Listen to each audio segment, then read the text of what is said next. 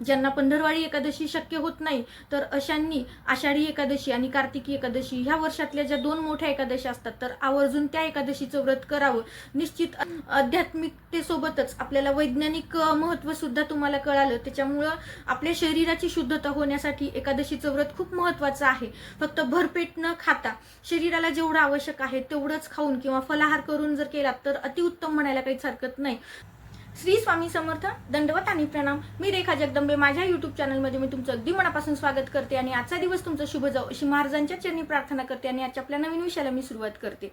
मैत्रिणींनो, 25 जुलै 2026 रोजी आहे आषाढी एकादशी। आता वारकरी म्हटलं की एकादशीला अनन्यसाधारण महत्त्व, मग ती पंधरवाडी एकादशी असो किंवा वर्षातून येणाऱ्या मोठ्या 2 आषाढी एकादशी आणि कार्तिकी एकादशी, मग कुठलीही एकादशी असो, तर ह्या एकादशीला अनन्यसाधारण महत्त्व आतापासूनच नाही तर पूर्वीपासून चालत आलेलं आहे। कारण महर्षी व्यासांनी धर्मराज युधिष्ठिरांना हे एकादशीचं व्रत करायला सांगितलं होतं आणि युधिष्ठिरांनी हे 12 वर्ष सदाप्रमाणे 12 वर्ष हे व्रत त्यांनी केलेलं आहे। त्यासोबतच राजा नल, राजा हरिश्चंद्र, राजा अमरीश यांनी सुद्धा ह्या एकादशीचं व्रत केलेलं आहे। ह्या एकादशीच्या व्रताला अनन्यसाधारण महत्त्व आहे आणि ह्या एकादशीचं पुण्यप्राप्ती आपल्याला मोक्षाला नेते अशी एक मान्यता आहे। त्यामुळं एकादशीला खूप अनन्यसाधारण महत्त्व आहे। भलं आपल्याला पंधरवाडी एकादशी किंवा महिन्याला एखादी एकादशी असं जर व्रत करणं शक्य नसेल, आता व्रत करणं म्हणजे काय तर उपवास करणं आणि त्या दिवशी त्या घरामध्ये म्हणजे भगवान विष्णूंची सेवा करणं, यालाच आपण साध्या पद्धतीचं व्रत असं म्हणतो। मग आता महिन्यातून 2 एकादशी येतात तर दोन्ही एकादशी करणं, मैत्रिणींनो, एकादशीला अनन्यसाधारण महत्त्व आहे। बरेच वारकरी किंवा बरेच लोक अशी आहेत की जे महिन्यातून 2 एकादशीचं व्रत करत असतात, म्हणजे वर्षभर त्यांचं व्रत चालू असते। तर महिन्यातून 2 एकादशी येतात म्हणून आपण त्याला पंधरवाडी एकादशी असं म्हणतो। कारण 15 दिवसांनी एक आणि 15 दिवसांनी एक अशी महिन्यातून 2 एकादशी येतात आणि वर्षभरामध्ये त्या 24 एकादशी होतात। आणि ज्यावेळेस अधिक मास पडतो म्हणजे धोंड्याचा महिना येतो त्यावेळेस 2 एकादशी या वाढून येतात। मग अधिक मासामध्ये आपल्याला एकूण 26 एकादशीचं व्रत करायला मिळतं। तर हे जर आपण 12 वर्ष सतत एकादशीचं व्रत केलं तर अनन्य पुण्य फळ आपल्याला प्राप्त होतं अशी मान्यता आहे। त्यामुळं एकादशीला खूप सारं महत्त्व आहे। तर ह्या एकादशीचं आपण व्रत कसं करायचं आहे, पूजा कशी करायची आहे, उत्तर पूजा कशी काढायची आहे, हे व्रत गरोदर महिलांनी करायचंय का, या व्रताला आपण उपवासाला काय खायचं आहे, काय खाऊ नये, या दिवशी घरामध्ये काय शिजवू नये, या माहितीचा आजचा सविस्तर व्हिडिओ आहे। तर व्हिडिओ स्किप न करता पहा, तुमच्या सगळ्या प्रश्नांची उत्तरं मिळतील। आणि आपल्या चॅनलवरती जर नवीन असाल तर चॅनलला सबस्क्राईब करायला मात्र विसरू नका। तर मैत्रिणींनो, 25 तारखेला आषाढी एकादशी आहे। तर भलं तुम्हाला वर्षभरामध्ये एकही एकादशीचं व्रत करणं शक्य नसेल, म्हणजे उपवास करणं शक्य नसेल, तर अशा वेळेस कमीत कमी वर्षातून 2 मोठ्या एकादशी येतात, त्या 2 एकादशी तरी आपण आवर्जून करायला हव्यात। तर पहिली आषाढी एकादशी आणि नंतर कार्तिक एकादशी, अशा या 2 एकादशी, म्हणजे ज्यांना पंधरवाडी एकादशी करणं शक्य होत नाही किंवा ज्यांना कधीच एकादशीचं व्रत त्यांनी वर्षभरामध्ये कुठल्याच एकादशी धरत नाहीत, तर अशांनी आषाढी एकादशी आणि कार्तिकी एकादशीचं व्रत आवर्जून करावं। आता जी येणारी आहे ती आषाढी एकादशी आहे, त्यामुळे सगळ्यांनी व्रत आवर्जून करावं। तर या दिवशी आपल्याला काय करायचं आहे, तर या दिवशी सकाळी उठलं की स्वच्छ स्नान वगैरे झालं की आपल्याला देवपूजेला बसायचं आहे। आपली देवपूजा पूर्ण झाली की मग आपल्याला तुम्हाला जर विशेष मांडणी करून हे व्रत करायचं असेल तर आवर्जून तुम्ही विशेष मांडणी करू शकता। तर त्या मांडणीमध्ये आपल्याला कोणतं दैवत किंवा कोणता देवाची मूर्ती ठेवायची आहे। ज्याकडे विठ्ठल रुक्माईची मूर्ती असेल तर निश्चित तुम्ही विठ्ठल रुक्माईची मूर्ती ठेवा। जर तुम्हाला तुमच्याकडे भगवान विष्णूंची मूर्ती असेल तर भगवान विष्णूंची मूर्ती ठेवा। आणि या दोन्हीही मूर्ती नसतील तर अशा वेळेस तुम्ही बाळकृष्णाची मूर्ती ठेवली तरीही चालतं। कारण एकादशी हा दिवस आपण भगवान विष्णूंना म्हणजे श्रीकृष्णांना समर्पित असा दिवस आहे। या दिवशी आपल्याला भगवान विष्णूंच्या सेवा करायच्या असतात। कारण मी तुम्हाला नेहमी सांगते, ज्या घरामध्ये भगवान विष्णूंची सेवा असते त्या घरात माता लक्ष्मीला वेगळ्या निमंत्रणाची गरज नसते। त्यामुळं भगवान विष्णूंची सेवा आपण एकादशीला करत असतो। त्या 3ही मूर्ती नाहीत आणि तुमच्याकडे जर बालाजीची मूर्ती असेल तर आवर्जून तुम्ही बालाजीच्या मूर्तीला ठेवून सुद्धा या दिवशी पूजन करू शकतो। तुमच्याकडे या 4ही मूर्ती असतील तर तुम्ही त्यातली कुठलीही एक मूर्ती ठेवून मग तुम्ही विठ्ठल रुक्माईची मूर्ती ठेवून पूजन केलं तरीही चालतं। तर तुमची इच्छा असेल की बालाजीची मूर्ती ठेवावी किंवा भगवान विष्णूंची मूर्ती असेल तर ती मूर्ती ठेवावी, तुमची जी इच्छा आहे ती मूर्ती ठेवून तुम्ही त्या दिवशी म्हणजे एकादशीच्या दिवशी पूजन करू शकता। मग ते तुम्ही देवघरात ठेवून जरी पूजन केलं, त्या सगळ्यांचं जरी पूजन केलं तरीही चालतं, पण तुम्हाला वेगळी मांडणी करायची आणि अशा वेळेस तुम्हाला ज्या मूर्तीला ठेवून मांडणी करायची आहे ती मूर्ती ठेवून तुम्ही मांडणी करू शकता. आता मांडणी म्हणजे काय तर फक्त एका चौरंगावरती किंवा एका पाटावर स्वच्छ वस्त्र टाकायचंय आणि मग आपल्याला ज्या मूर्तीचं त्या दिवशी अधिष्ठान बसवायचं आहे किंवा ज्या मूर्तीची विशेष पूजा करायची आहे ते मूर्तीला म्हणजे आपली रेग्युलरची पूजा झाल्यानंतर मग आपल्याला सगळ्यात पहिल्यांदा एक सुपारी घ्यायची, त्या सुपारीला पंचामृताने अभिषेक करायचा आहे आणि जे काही तुम्ही पाटावरती चौरंगावरती आसन बनवलेलं आहे तिथं थोडेसे तांदूळ टाकून तुम्ही त्याच्यावरती, जर तुमच्याकडे नागवेलीची पाने नसतील तर अशा वेळेस तुम्ही साधा तांदूळाच्या अक्षदा करा आणि ते तांदूळ थोडेसे ठेवून त्याच्यावरती ती सुपारीची स्थापना करायची गणपती स्वरूप म्हणून.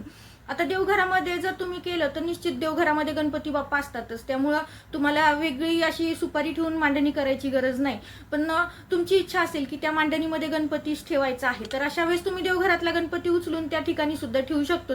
परंतु तुम्हाला जर वाटलं की देवघरातला गणपती उचलून आपण पूजा करण्यापेक्षा आपली सकाळची पूजा झालेली आहे तर आपण ही वेगळी मांडणी करताय तर अशा वेळेस तुम्ही सुपारी गणपती स्वरूप म्हणून सुद्धा स्थापन करू शकता. तर सगळ्यात पहिल्यांदा म्हणजे गणपती बाप्पांना आपल्याला पंचामृताने स्नान घालून कोरडं करून मग त्यांना स्थानापन्न करायचंय. त्यानंतर तिथं कुठलीही मूर्ती, मग विठ्ठल रुक्माईची मूर्ती असो किंवा बालाजीची असो किंवा भगवान विष्णूंची असो किंवा बालकृष्ण असो, या चारीपैकी कुठलीही मूर्ती, ती मूर्ती घेऊन तुम्हाला त्या मूर्तीला पंचामृताने स्नान घालायचंय आणि स्नान घालून नंतर जर तुमच्याकडे अत्तर असेल तर तुम्ही अत्तर लावू शकता आणि मग विधिवत मग ती स्थानापन्न करून मग तुम्ही विधिवत पूजा करून घ्या. हळद, कुंकू, गंध, अक्षदा किंवा फूल ह्या सगळ्या गोष्टी अर्पण करायच्या आहेत. त्यासोबतच सगळ्यात महत्त्वाची गोष्ट म्हणजे पूजेमधली तुळशीची माळ असेल तर तुळशीची माळ किंवा तुळसपत्र जरी असेल तरी सुद्धा चालते. जर तुम्हाला मंजुळा भेटल्या असतील तर मंजुळासहित तुळस तुम्ही अर्पण करा, कारण भगवान विष्णूंना तुळस खूप प्रिय आहे आणि आपण विठ्ठल रुक्माईला सुद्धा तुळस अर्पण करत असतो. देवाची मूर्ती तुम्ही ठेवलेली असेल तर त्या मूर्तीला तुम्हाला आवर्जून तुळशीपत्र व्हायचं आहे किंवा मंजुळा व्हायची आहे. त्यानंतर तुम्हाला खडी साखरेचा नैवेद्य किंवा फळाचा नैवेद्य ठेवायचा आहे, कारण त्या दिवशी आपला उपवास असतो. तर मग आपल्यासोबत देवांचा सुद्धा एकादशीला उपवास असतो असं म्हणतात. त्याच्यामुळे मग आपल्याला खडी साखर किंवा साधी साखर ठेवली तरीही चालतं किंवा दूध साखर ठेवलं तरीही चालतं किंवा तुम्ही फळाचा किंवा ड्रायफ्रुट्सचा नैवेद्य ठेवू शकता. या पद्धतीने आपल्याला हे पूजन करून घ्यायचे. हे पूजन करताना म्हणजे ज्यावेळेस तुम्ही अभिषेक करतो तर त्यावेळेस तुम्ही पुरुष सूक्ताचं पठण करायचंय आणि जर पुरुष सूक्त म्हणणं तुम्हाला शक्य वाटत नसेल तर अशा वेळेस ओम नमो भगवते वासुदेवाय नमः या मंत्राचा जप करत करत आपल्याला अभिषेक करायचा आहे. आणि अभिषेक करताना जर तुम्हाला कुठलंही मंत्र स्तोत्र काही म्हणायचं नसेल तर अशा वेळेस तुम्ही देवाला लीन होऊन तुम्ही साध्या भक्तीने जरी पूजन केलं तरीही चालतं. आणि त्यानंतर मग तुम्हाला म्हणजे स्नान घालताना पूजा करताना जर हे काही म्हणणं शक्य नसेल तर हे सगळं झाल्यानंतर तुमची विधिवत पूजा नैवेद्य वगैरे ठेवून झाल्यानंतर मग तुम्ही श्री पुरुष सूक्ताचं पठण केलं तरीही चालतं किंवा ओम नमो भगवते वासुदेवाय नमः या मंत्राची एक माळ जप केलं तरीही चालतं. त्यासोबतच तुम्हाला व्यंकटेश स्तोत्राचं सुद्धा पठण करायचं आहे. मग तुम्ही त्याची आवर्तनं घेतली तरीही चालतं. तर ह्या आपल्याला सेवा करायच्या आहेत. तर ह्या साध्या सोप्यात सेवा आहेत परंतु भगवान विष्णूंना खूप प्रिय अशा सेवा आहेत. त्यानंतर मग आता हे व्रत गरोदर स्त्रियांनी करायचंय का, उपवास करायचाय का, तर तुम्ही विधिवत पूजा वगैरे सगळं करू शकता. आता तुमच्या डॉक्टरांचा सल्ला घेऊन तुम्हाला उपवास ठरवायचा आहे की जर तुम्हाला काही अडचणी, प्रेग्नन्सीमध्ये काही अडचणी असतील तर अशा वेळेस उपवास नाही केलेलाच चांगला, कारण तुमच्या गर्भामध्ये निसर्गाची देण, जे निसर्गाने तुम्हाला शक्ती दिलेली आहे मातृत्वाची, ते तुम्हाला सगळ्यात म्हणजे पहिल्यांदा प्रायोरिटी देऊन ते पूर्ण यशस्वीरित्या पूर्ण व्हावं. त्यामुळे सगळं लक्ष तुमच्या गर्भातील बाळाकडेही तुमचं असायला हवं, कारण नंतरच्या पुढच्या एकादशीला तुम्ही आवर्जून उपवास व्रत करू शकता. पण तुम्हाला काही अडचणी नसतील तर अशा वेळेस तुम्ही भरपेट खाऊन सुद्धा उपवास करू शकता. वयोवृद्ध लोक आहेत ज्यांना गोळ्या औषध वगैरे चालू असतात तर त्यांच्या शरीराला शक्य असेल, झेपत असेल तरच उपवास करा. जर तुम्हाला गोळ्या औषधं घ्यायची, तुम्हाला उपाशी राहिल्याने त्रास होत असेल तर अशा वेळेस तुम्ही उपवास नाही केला तरी चालतं.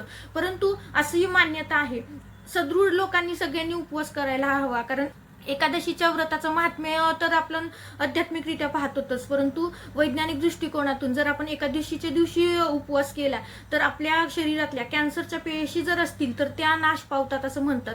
त्यामुळे अशा एकादशीचा उपवास करणाऱ्यांना कॅन्सर आयुष्यात कधीही होत नाही असं सुद्धा रिसर्चद्वारे ते सिद्ध झालेलं आहे. कारण पण हे कशा पद्धतीनं, उपवास म्हणजे काय तर आपल्याला काही खायचं नसतं, परंतु आपण एकादशी आणि दुप्पट खाशी असं म्हणतो आणि त्या पद्धतीनेच करतो. एकादशी आहे म्हणून खूप सारं खायला फळं आणतो, म्हणजे फराळाचं करतो, फळं आणतो, दूध घेतो, या सगळ्या गोष्टी आपण भरपेट खात असतो.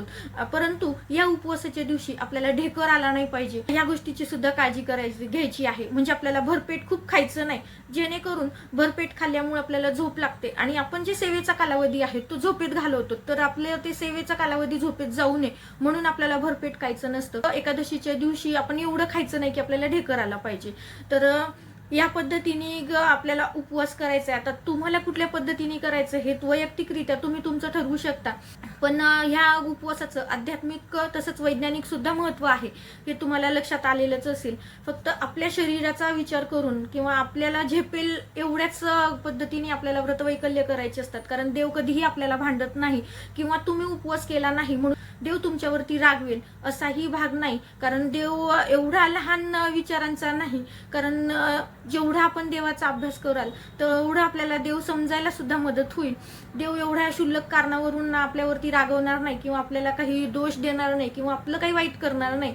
देव हा नेहमी सगळ्यांचंच चांगलं चिंतत असतो. मग ते कशीही लोक असतो, प्रत्येकाने चांगल्याच मार्गावर जावं असा देवाचा सुद्धा प्रयत्न असतो. आता शेवटी ज्याची त्याची वैयक्तिक कर्म असतात, त्या कर्मभागानुसार प्रत्येक जण वागत असतं, ते वेगळा विषय झाला. पण ह्या पद्धतीने आपल्याला हे व्रत करायचं आहे.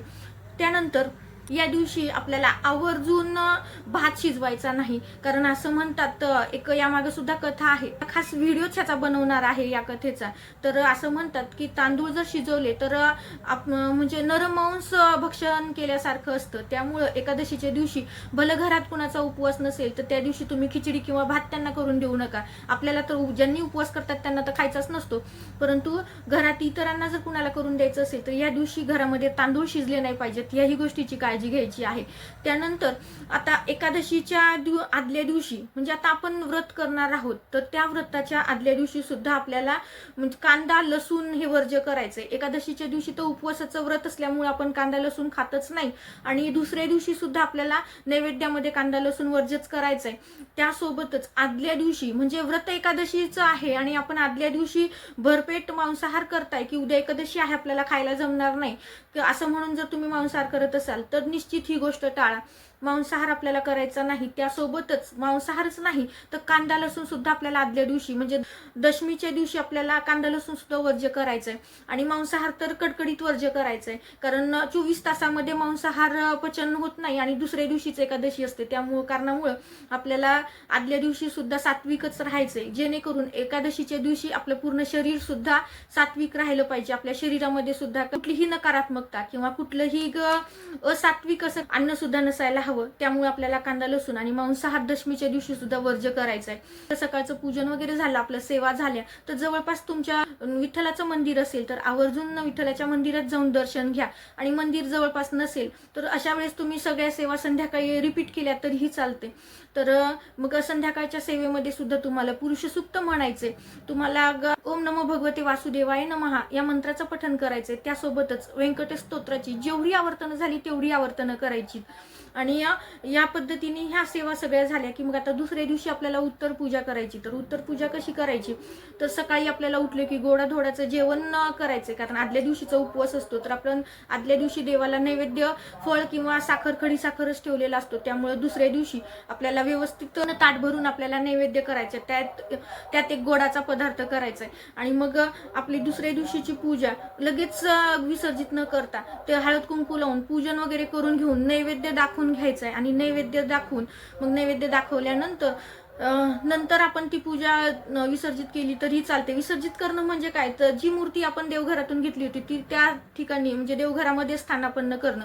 सकाळी उठल्याबरोबर आपली जेव्हा रेग्युलरची पूजा असते त्यावेळेस आपली पूजा करून घ्यायची, परंतु ही उत्तर पूजा न करता जेव्हा आपण नैवेद्य दाखवतो, नैवेद्य दाखवल्यानंतर त्या ठिकाणी आपल्या आरती वगैरे सगळं करून घ्यायचे. तर आरत्या कोणत्या करायच्या, तर आदल्या दिवशी सुद्धा एकादशीच्या दिवशी सुद्धा पूजन झाल्यावर आणि आपण उत्तर पूजा करताना सुद्धा विसर्जन करण्याच्या आधी सुद्धा आपल्याला एक गणपतीची आरती आणि विठ्ठल रुक्माईची आरती आवर्जून घ्यायची आहे. आणि ही आरती झाल्यानंतर नैवेद्य दाखवायचा. नैवेद्य दाखवून मग आपल्याला ती मूर्ती ज्या ठिकाणी होती त्या ठिकाणी ती ठेवून द्यायची आहे. आणि आपण जेव्हा उपवास सोडतो तर त्यावेळेस आपण पहिल्यांदा जो नैवेद्य दाखवलेला आहे तो नैवेद्य पहिल्यांदा संपवायचा आहे आणि त्यानंतर आपण जे काही स्वयंपाक केलेला आहे तो स्वयंपाक पूर्ण नंतर खायचा आहे. जर तुम्ही फक्त गोडाचा एकच पदार्थ करून जर देवासमोर ठेवलेला असेल तर पहिल्यांदा तुम्ही गोडाचा नैवेद्य संपवा आणि नंतर जो स्वयंपाक केलेला आहे तो स्वयंपाक तुम्ही खाऊ शकता. या पद्धतीने आपल्याला आषाढी एकादशीचं व्रत पूर्ण करायचं आहे. दिलेली माहिती साधी सोपीच आहे, पण मला ती तुमच्याशी शेअर करावीशी वाटली. आवडली असेल तर लाईक करा, शेअर करा आणि आपल्या चॅनलवरती नवीन असाल तर चॅनलला सबस्क्राईब करायला मात्र विसरू नका. ज्यांना पंधरवाडी एकादशी शक्य होत नाही तर अशांनी आषाढी एकादशी आणि कार्तिकी एकादशी ह्या वर्षातल्या ज्या 2 मोठ्या एकादशी असतात तर आवर्जून त्या एकादशीचं व्रत करावं. निश्चित आध्यात्मिकतेसोबतच आपल्याला वैज्ञानिक महत्त्व सुद्धा तुम्हाला कळालं. त्याच्यामुळं आपल्या शरीराची शुद्धता होण्यासाठी एकादशीचं व्रत खूप महत्त्वाचं आहे. फक्त भरपेट न खाता शरीराला जेवढं आवश्यक आहे तेवढंच खाऊन किंवा फलाहार करून जर केला तर अतिउत्तम म्हणायला काहीच हरकत नाही. तर आवर्जून सगळ्यांनी करावं हीच नम्र विनंती. झालेली सेवा महाराजांच्या चरणी रुजू करते आणि हा व्हिडिओ इथंच थांबवते. श्री स्वामी समर्थ. दंडवत आणि प्रणाम.